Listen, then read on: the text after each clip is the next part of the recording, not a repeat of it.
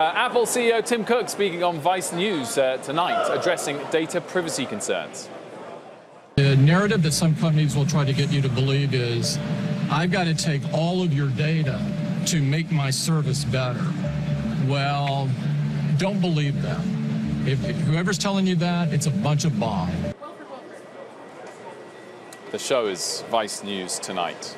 It's not happened a preview. Night, I think. Happened last night. Does the government need to regulate data privacy? Joining us now, Nuala O'Connor, President at the Centre for Democracy and Technology, and Roger McNamee from Elevation Partners. Roger, if I start with you, is it fair for comments in the past from Tim Cook, comments like this last night, to sort of frame Apple as being better on this issue of data privacy, data protection than some of the other big tech companies? So, first of all, I have to say it's delightful to talk to Wilfred Frost.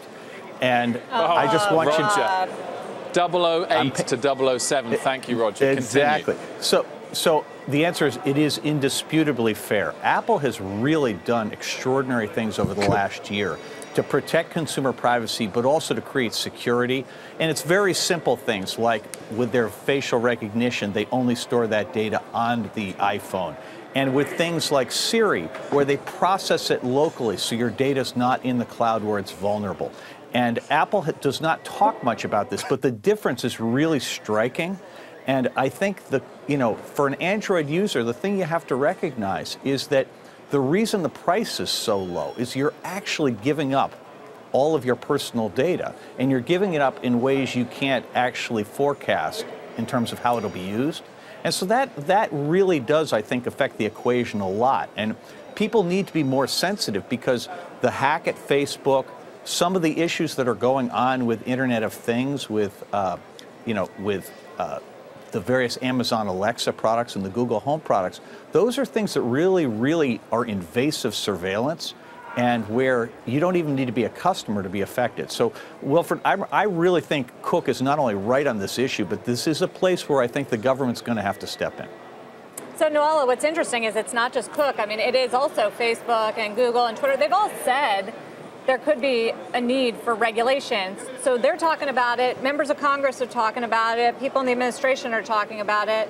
Is anyone actually talking specifics of what any kind of privacy legislation would look like in this country? Yes, we at the Center for Democracy and Technology here in Washington, D.C. and in Brussels have been supporting omnibus federal privacy legislation in this country for the entire time we've existed, 24 years since the dawn of the commercial internet. I'm delighted personally to see so many good corporate actors step up to the plate and say it's time for some baseline rules that are fair to all players, the industry, and most importantly, the individual consumers, wherever they are in the world. The United States is not on the global playing field in terms of data privacy law. We have a sectoral approach. We've got things that protect kids and health and financial services. But there's a heck of a lot of data being collected, as Roger said, in the Internet of Things, in your homes, in your cars, in your daily life. We need some baseline permanent rules in the United States to protect the individual's rights. Nuala, do you think we're headed to a place one day where consumers are going to own their own data?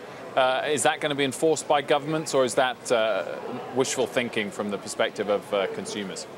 I don't think it's wishful thinking, and I also don't think ownership is actually the right model, although it's a very U.S.-specific model. We really think of it as a human right, that a right to dignity and some control over your own data. That's not to say you don't willingly share it with good companies to get good services and products like the ones we've been discussing, but that you have some ongoing rights and interests in that data no matter where it goes, including the right to delete it sometimes when it's no longer of use to you, and the right to amend it, or just to simply know what's being decided about you by companies and by governments that are holding your information. So whether it's a property construct or a human rights construct, some ongoing recognition of the rights of the individual, we need to rebalance the equation between the individual and companies.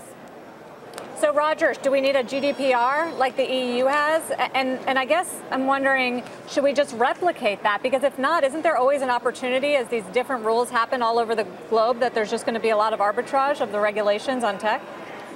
So, Sarah, I think you framed the question exactly correctly. So GDPR is in many ways a European-centric model, but the framework and the basic notion that each person should own their own data and they should be able to control how any company uses that data, I think that is a universal point, which Nuala was just saying a moment ago.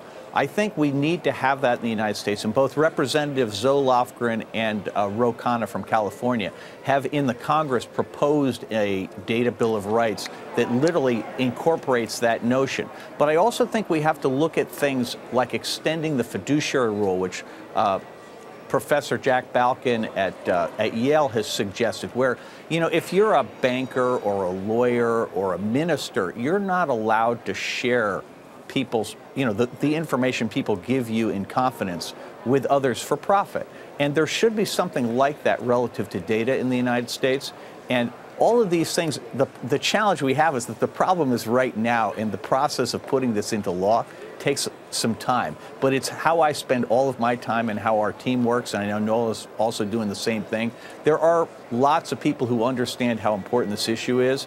And I really laud Apple for actually implementing these things in products without being forced to by the government. I think that's, you know, they really are a beacon of hope.